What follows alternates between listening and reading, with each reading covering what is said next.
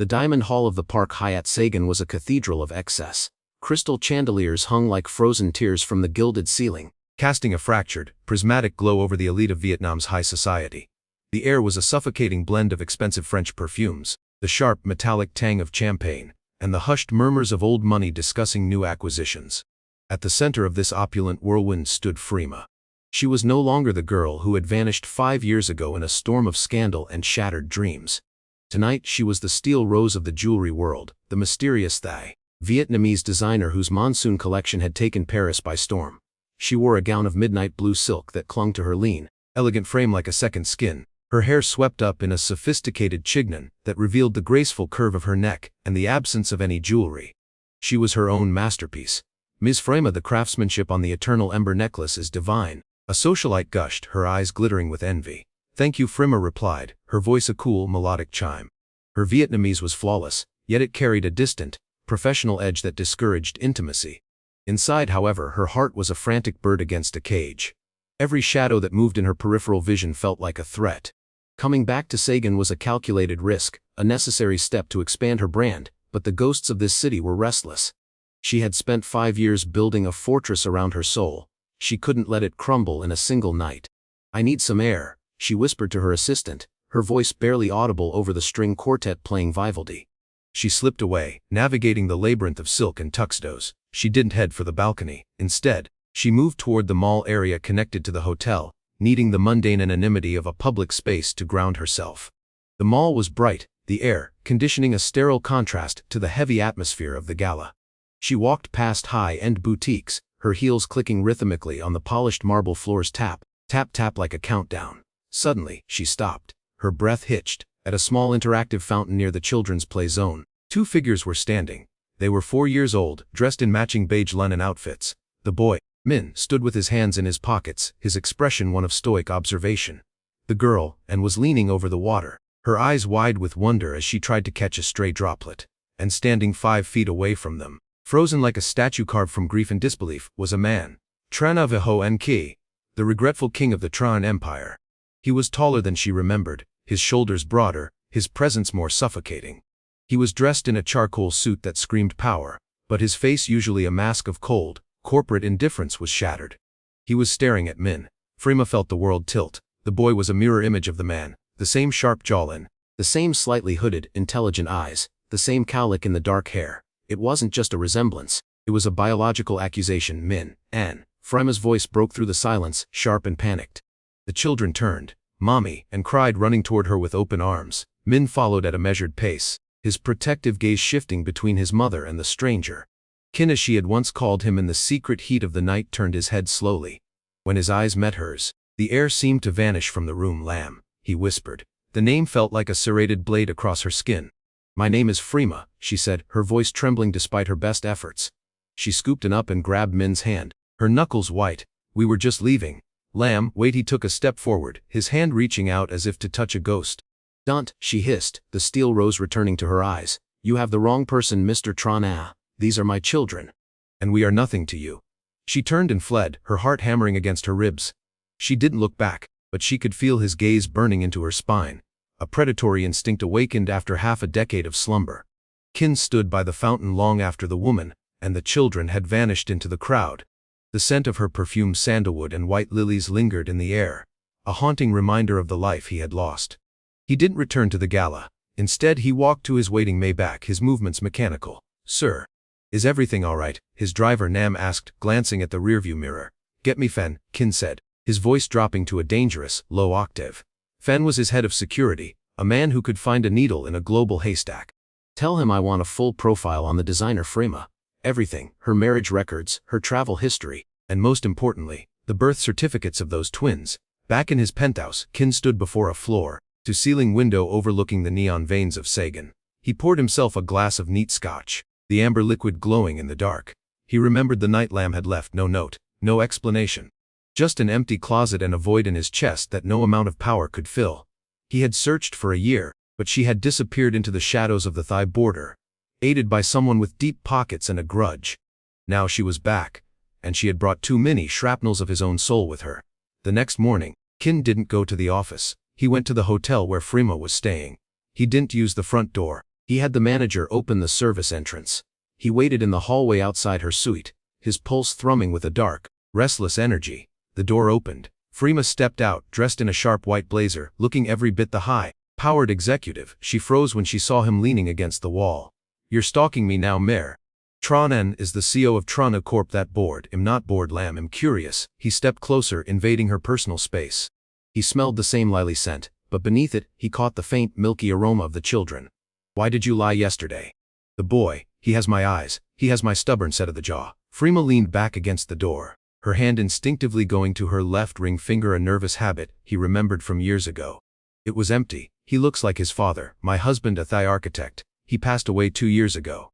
Kin's eyes narrowed. He reached out, his fingers brushing the skin of her hand. She flinched as if burned. "You're lying. You always touch your ring finger when you lie, lamb. You haven't changed that. Get out." "Kin," she whispered, her facade cracking. "Leave us alone. You got what you wanted 5 years ago, your empire, your freedom, your Nilala. Why are you here?" "I never wanted Nilala," he growled, his face inches from hers. "And if those children are mine, you've committed a crime far worse than leaving. You've stolen 5 years of my life. I won't let you steal another day." Kin was a man of logic, not emotion. He needed proof. He arranged a staged accident at the hotel's private indoor park, where the twins were playing under the watchful eye of a nanny. A clumsy staff member spilled a tray of juice near Min. In the ensuing flurry of cleaning up, a specialized forensic collector disguised as a waiter managed to snag a few strands of hair from Min's head and a discarded juice box with his 24 hours. That was how long it took for the most prestigious lab in the city to return the results. Kin sat in his office, the manila envelope lying on his mahogany desk like a live grenade. He didn't open it immediately. He looked at a photo on his desk, a photo of Lam from their university days, smiling before the world had turned them into enemies. He ripped the envelope open. Probability of paternity 99.9. The paper felt heavier than lead. A roar of emotions, rage, joy, betrayal, and a primal sense of possession surged through him. He had heirs, he had a family. And the woman he loved had kept them in a silent vow of exile. That night was the Gala of Stars, an event where Freema was to receive the Designer of the Decade award. The venue was the Opera House, a bastion of French colonial elegance. Freema stood on the stage, the spotlight illuminating her like a goddess. She spoke of inspiration, of resilience, of finding beauty in the fragments of the past. The audience applauded, but she looked pale, her eyes scanning the crowd for a threat she knew was coming. As she descended the steps, the crowd parted. Kin was there. He didn't look like a businessman, he looked like a conqueror. He didn't cause a scene. He leaned in, as if to offer a congratulatory kiss on the cheek. His breath was warm against her ear, but his words were ice. "I have the results, lamb. 99.9. You stole 5 years of my life. I'm taking them back. Starting tomorrow, my lawyers will file for full custody. Unless, of course, you'd prefer to settle this privately." Freema's knees buckled. She reached out to steady herself on his arm, the very arm she had once slept on. "You wouldn't. You can't take them from me. They don't even know you." "Then it's time they learned," Kin replied, his eyes dark with a terrifying resolve. "I've already flagged your passport. You're not leaving Vietnam." "Freema, not without me." The confrontation at the gala left Freema shattered. She retreated to her suite, locking the doors and holding her sleeping children until her arms ached. "Why are you crying, mommy?"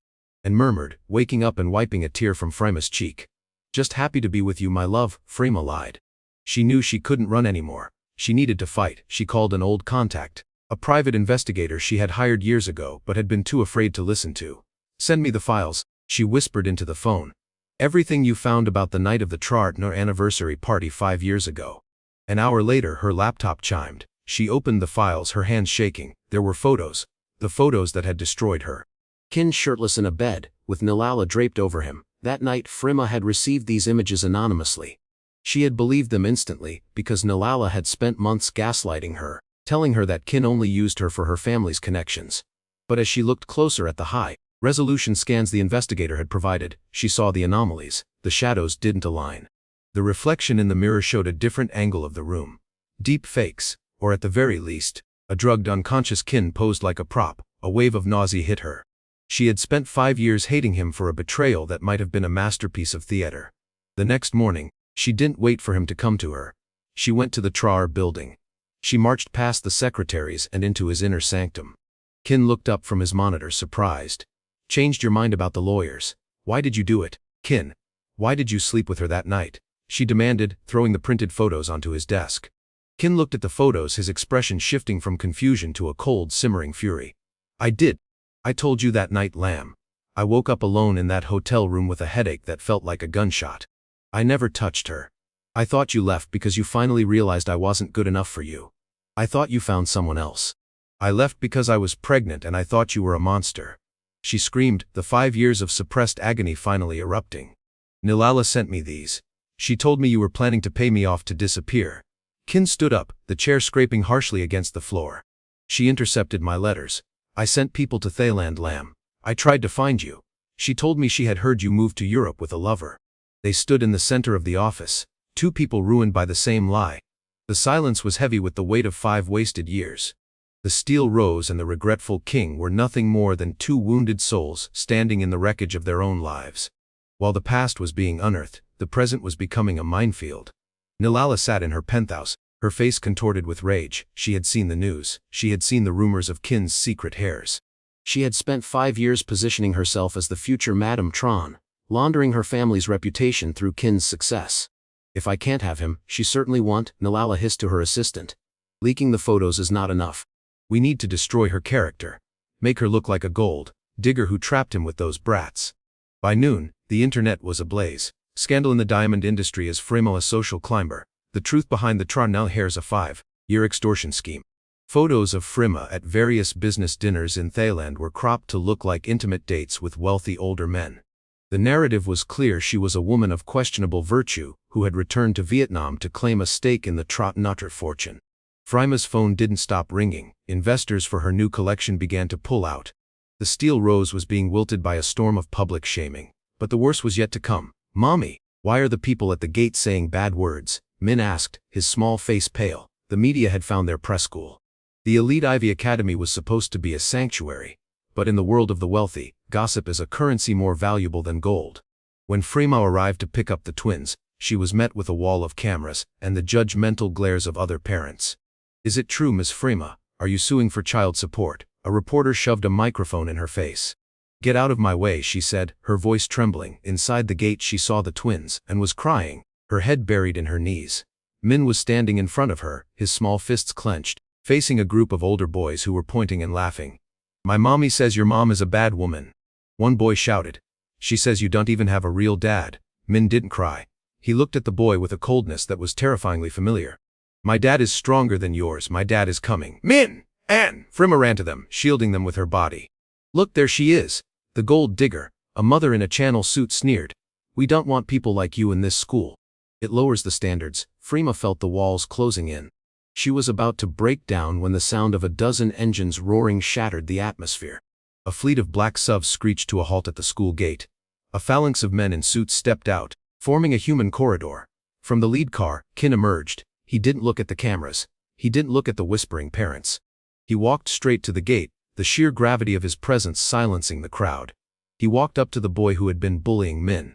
The boy's father stepped forward, trying to look brave. Mr. Tron, we were just... Kin didn't even look at him. He looked at the boy. My son, Kin said, his voice echoing in the courtyard, is the sole heir to the Tron group. If any of you or your children speak to him or his sister again, I will personally ensure your family's businesses are liquidated by the end of the week. He turned to the principal, who was trembling. Remove these people from my sight. This school belongs to me now. I bought the land this morning. Kin then knelt in the dirt, heedless of his expensive suit. He looked at Min and Anne.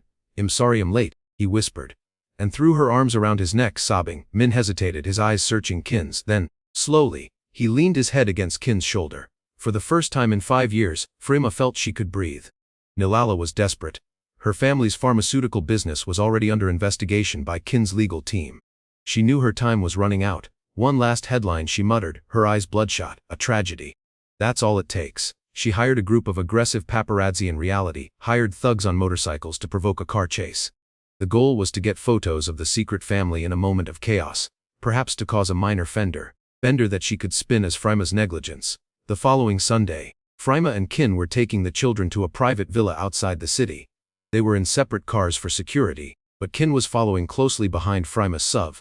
Suddenly, 4 motorcycles swerved into the lane. Surrounding Frima's car, they began to weave in and out, forcing her driver to brake sharply.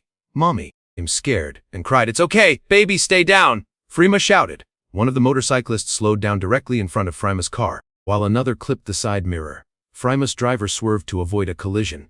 heading straight for a concrete barrier. Kin saw it happening in slow motion. He didn't think about the board meetings, the stock prices, or his own life. He slammed his foot on the accelerator of his Maybach, swerving his heavy vehicle to intercept the path of a speeding delivery truck that had been cut off by the motorcycles, and was now barreling toward Frima Suv.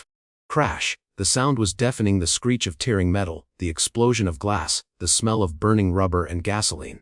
Kin's car took the brunt of the impact. It spun twice before coming to a halt, the front end crumpled like paper. Kin! Frima screamed, throwing her door open and running toward the wreckage. The motorcyclists fled the scene, their mission gone horribly wrong. Frima reached the car. Kin was slumped over the steering wheel, blood trickling from a wound on his forehead. He was conscious, but his breathing was shallow. Kin! Look at me! Stay with me! Frima sobbed, her hands shaking as she tried to open the jammed door. Kin opened his eyes, a faint, pained smile touching his lips. Are the kids okay? They're fine, they're safe because of you. Please, don't leave me again. I never left you, lamb, he whispered before his eyes fluttered shut. The hospital smelled of antiseptic and the cold, lingering scent of fear. Frima sat in the waiting room, her midnight blue dress now stained with Kin's blood. The twins were in a nearby room, watched over by Kin's mother, who had arrived in a flurry of tears and apologies. The older woman had finally seen the truth of Nilala's deception, and was now clinging to her grandchildren as her only redemption. Hours passed. Finally, the surgeon emerged, has stable, a broken ribs, a concussion, and some internal bruising, but as a fighter, he'll recover. Frima collapsed into a chair, her face in her hands. A few days later, Kin was moved to a private suite. He was awake, though pale, and hooked up to various monitors. Frima brought the twins to see him, and ran to the bed, gently touching the bandage on Kin's hand. Does it hurt, Daddy? Kin's heart skipped a beat at the word. Daddy, he looked at Frima, who gave a small tearful nod. Not anymore, and I'm okay now, Kin said, his voice husky. Min stood at the foot of the bed, his arms crossed, his expression unreadable. He looked at the machines, then at the man who had risked his life for them. Why? Min asked. It was a simple question, but it carried the weight of 4 years of fatherless questions. Why did you take so long to find us? The room went silent. Kin looked at his son, the boy who was his carbon copy. He didn't offer a corporate excuse. He didn't blame Nilala. Because I was a fool, Min, Kin said, his eyes moist. I let someone lie to me because I didn't trust my heart enough. I failed you, and I failed your mother. I can't change the last 5 years, but I will spend the next 50 making sure you never have to ask where I am again. I am your father, and I am here. Min's stoic facade finally cracked. He climbed onto the bed and buried his face in Kin's side, his small shoulders shaking with silent sobs. Kin held them both, his eyes meeting Frima's over their children's heads. I'm sorry, lamb, he mouthed. I know, she whispered. I'm sorry too. Revenge is a dish best served with the full weight of the law in the market. While Kin recovered, he and Frima worked together. She provided the evidence of the deep, fake photos and the intercepted communications. Kin used his corporate intelligence to uncover Nilala's family's darkest secrets, the use of sub-standard ingredients in their pharmaceuticals and a massive tax evasion scheme. The takedown was surgical. At a high-profile charity auction, the same place where Nilala had planned to announce her engagement to Kin, the screens suddenly flickered. Instead of a promotional video, a recorded confession from Nilala's assistant played, detailing the staged photos and the hired thugs for the car accident. Simultaneously, the Ministry of Health released a report shutting down Nilala's factories. Nilala stood in the center of the ballroom, her face turning a sickly shade of gray as the guests drew back as if she were a leper. This is a lie! Kin, tell them, she screamed, looking for him. Kin walked into the room, leaning slightly on a cane, with Frima by his side. They looked like a united front, unbreakable. The only lie was you, Nilala, Kin said, his voice booming in the silent hall. You didn't just try to steal a man. You tried to destroy a mother and her children. In my world, that is the only unforgivable sin. Police officers entered the hall. As the handcuffs clicked around Nilala's wrists, the serpent finally lost her venom. She was dragged out screaming and disheveled, her reputation and her family's legacy reduced to ash.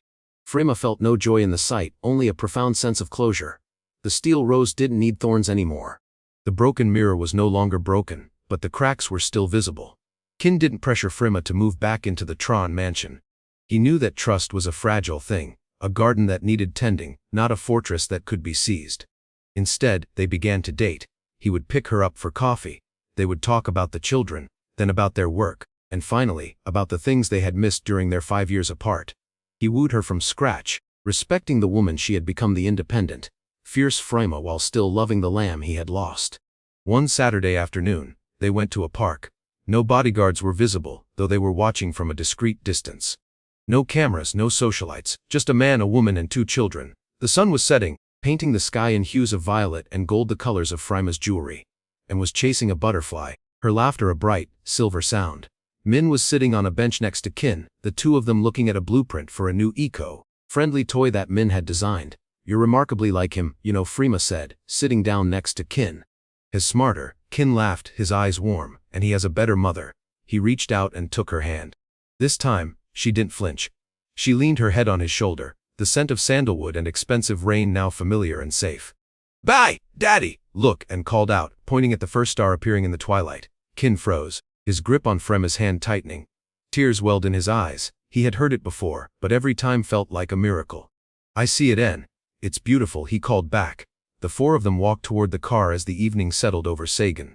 They were 4 people, but as the sun dipped below the horizon, they cast only one long, unified shadow. The fragments of the silent vow had finally been gathered, polished, and set into a new design, a life that wasn't perfect, but was finally irrevocably theirs. The end.